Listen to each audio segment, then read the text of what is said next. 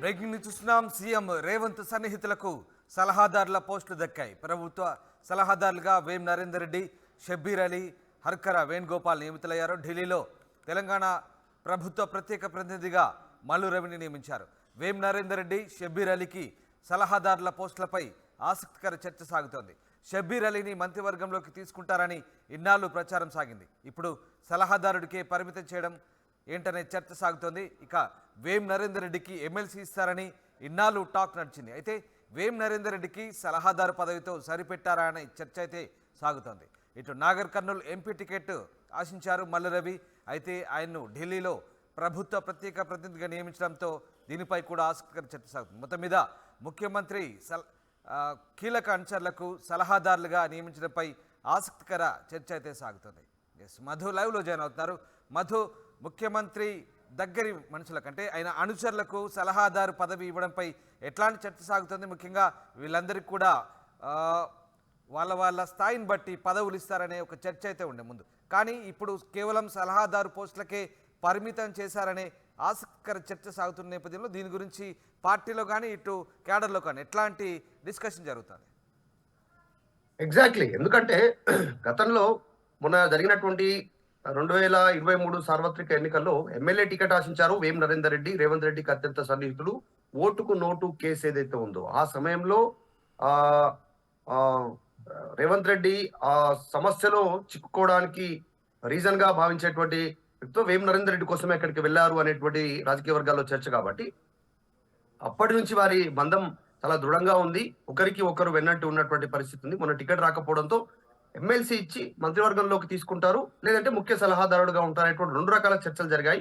దాంట్లో రేవంత్ రెడ్డికి అంటే ముఖ్యమంత్రికి ముఖ్య సలహాదారుడుగా వేం నరేందర్ రెడ్డి నియమిస్తూ నిర్ణయం తీసుకున్నారు. అత్యంత సన్నిహితుడు, రేవంత్ రెడ్డికి సంబంధించినటువంటి అన్ని అంశాలను దగ్గరుండి చూసుకునేది వేం నరేందర్ రెడ్డి. అసలు ఆయన రేవంత్ రెడ్డి షెడ్యూల్ ఖరారయ్యేది వేం నరేందర్ రెడ్డికి తెలిసిన తర్వాతనే. రేవంత్ రెడ్డి షెడ్యూల్ ఎక్కడున్నా, ప్రతిపక్షంలో ఉన్నా, వర్కింగ్ ప్రెసిడెంట్ గా ఉన్నా, పిసిసి ప్రెసిడెంట్ గా ఉన్నా, ఆయన ఎమ్మెల్యేగా ఉన్నా, రేవంత్ రెడ్డి ఎంపీగా ఉన్నా, ఆయన కార్యక్రమాలన్నీ దగ్గర నుంచి చూసుకుంది వేం నరేందర్ రెడ్డి. అత్యంత నమ్మకస్తుడుగా ఉన్నటువంటి, సో ఆయన ముఖ్య సలహాదారుడుగా నియామకమైనటువంటి పరిస్థితి కీలకంగా చూడాల్సినటువంటి అవసరం ఉంది. నెక్స్ట్ ఆటోమేటిక్ గా ముఖ్యమంత్రి తర్వాత స్థానం వేం నరేందర్ రెడ్డికి ఉండేటువంటి అవకాశం ఉందంటే ప్రాధాన్యత స్థానం అంటే ఆ ప్రాధాన్యత వేం నరేందర్ రెడ్డికి ఉంటుంది ఖచ్చితంగా నెక్స్ట్ ప్రభుత్వంలో అనేటువంటిది స్పష్టమైంది. అందులో భాగంగా రేవంత్ రెడ్డి నిర్ణయం తీసుకున్నారు. కాకపోతే ఇక్కడ మల్లు రవికి సంబంధించినటువంటి సీటు విషయం చూస్తే నాగర్ కర్నూలు ఎంపీగా పోటీ చేద్దాం అనుకున్నారు.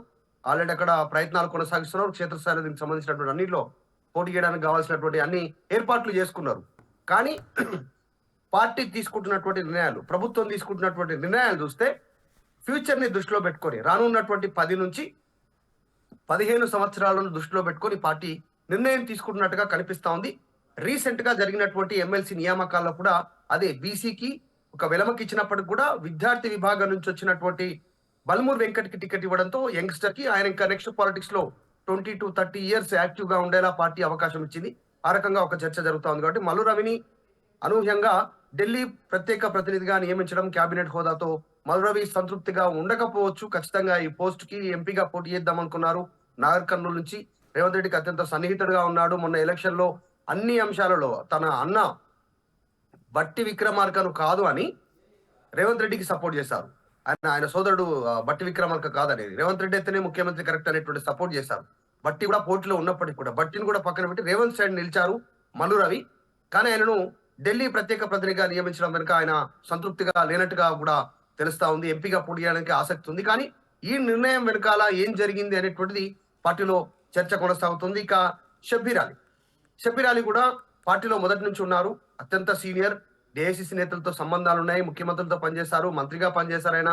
సో చాలా ఉన్నాయి. ఆయన పైన కూడా అనేక హోప్స్ పార్టీలో జరిగాయి. ఆయనకు ఎమ్మెల్సీ ఇచ్చి మంత్రి పదవికి తీసుకుంటారని, అది కూడా జరగలేదు. ఆయన కూడా ప్రభుత్వ సలహాదారుడుగా, అది కూడా SC ST OBC minority welfare కి సంబంధించినటువంటి సలహాదారుడుగా ఆయన నియమించినటువంటి. అంటే దీంట్లో ఈ విషయంలో కూడా షబ్బీర్ అలీ సుముఖంగా లేరు. గత ప్రభుత్వం అధికారంలోకి వచ్చినప్పటి నుంచి, రేవంత్ రెడ్డి ముఖ్యమంత్రి అయినప్పటి నుంచి షబ్బీర్ అలీ అంటి ముట్టనట్టుగా ఉన్నారు. ఆయన పైరవి చేసుకునే ప్రయత్నం చేశారు, అక్కడక్కడ కలిసే ప్రయత్నం చేశారు, కానీ ఎక్కడ కూడా వర్కౌట్ కాలేదు. షబ్బీర్ అలీ అసంతృప్తితోనే ఉన్నారు ప్రస్తుతం ఈ పోస్ట్ కు సంబంధించి కూడా.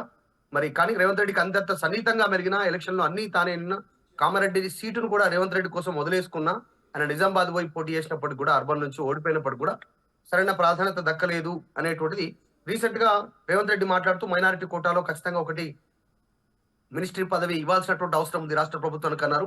అది షబ్బీర్ అలీకే వస్తుంది అనుకున్నారు. పార్టీ వర్గాల్లో అదే చర్చ జరిగింది. షబ్బీర్ అలీ అంతంత సన్నిహితుడు సీనియర్ లో ఉన్నటువంటి వాళ్ళు ఓపెన్ గా మద్దతు తెలిపినటువంటి వాళ్ళు అటు ఉత్తము, ఇటు బట్టి, ఇటు ఇంకా కొంతమంది కోమటిరెడ్డి, మధు యాష్కి వీళ్ళందరినీ కాదు అని ఓపెన్ గా రేవంత్ రెడ్డికి సపోర్ట్ చెప్పిన వాళ్ళలో షబ్బీర్ అలీ. కానీ షబ్బీర్ అలీకి ఈ ప్రాధాన్యత పోస్టు తగ్గలేదు అనేటువంటి చర్చ. ఇంకా మరొకటి హర్కరా వేణుగోపాల్ ఏఐసిసికి సంబంధించినటువంటి ప్రోటోకాల్ విభాగం చూశారు తెలంగాణలో. ఏఐసిసి నుంచి వచ్చే ప్రతి నేత హర్కర వేణుగోపాల్ను కలిసిన తర్వాతనే తెలంగాణలోకి వచ్చే అవకాశం ఉంటుంది. ఎందుకంటే ప్రోటోకాల్ అధికారి ఆయన్నే. పూర్తిగా వాళ్ళు వచ్చినప్పటి నుంచి వాళ్ళ బస, వాళ్ళ రాకపోకలు, వాళ్ళ షెడ్యూల్, వాళ్ళు పోయేంత వరకు వాళ్ళ వెంట ఉండేటువంటి నేత. ఆయనకు కూడా ఎమ్మెల్సీ ఇచ్చి మంత్రి పదవి తీసుకునే అవకాశం ఉందని భారీగా చర్చ జరిగింది. కానీ హర్కర వేణుగోపాల్ కి సంబంధించినటువంటి విషయాలు కూడా ప్రభుత్వ సలహాదారుగా నియమిస్తున్నప్పటికీ కూడా దాంట్లో ప్రోటోకాల్, పబ్లిక్ రిలేషన్స్ సంబంధించి హర్కర వేణుగోపాల్ కి అవకాశం దక్కినట్టు చాలా స్పష్టంగా కనిపిస్తుంది. కాబట్టి ఆయనకు మంత్రి పదవి అవకాశం లేదని తేలిపోయింది. ఇదంతా జరుగుతున్న పరిణామాలు చూస్తే రామ్, నెక్స్ట్ అంటే కొత్త వాళ్ళకి అనూహ్యంగా తెరపైకి చాలా మంది రానున్నారు అనేటువంటిది చాలా స్పష్టంగా కనిపిస్తా ఉంది. నెక్స్ట్ మంత్రివర్గంలో కానీ, నెక్స్ట్ ఎంపీ పదవుల్లో కానీ, ఎంపీ టికెట్ల విషయంలో కానీ ఇక్కడ అనూహ్యమైనటువంటి పరిణామాలు, అనూహ్యమైనటువంటి పేర్లు, కొత్త వారిని తెరపైకి తీసుకొచ్చే అవకాశం ఉంది. ఎగ్జాంపుల్ నాగర్ కర్నూల్ సంబంధించిన పార్లమెంట్ నియోజకవర్గానికి సంబంధించి చర్చ జరిగితే మల్లు రవి ఫైనల్ అక్కడ. కానీ పొలిటికల్ ఈక్వేషన్ లో జరుగుతున్నటువంటి దాంట్లో సీట్లు, రిజర్వ్డ్ సీట్లు, పార్లమెంట్ సంబంధించిన రిజర్వ్డ్ సీట్లు తీసుకుంటే ఒకటి పెద్దపల్లి, నాగర్ కర్నూలు, వరంగల్ ఇట్లా కొన్ని ఉన్నాయి ఎస్సీ రిజర్వ్డ్ కి సంబంధించినటువంటి సీట్లు.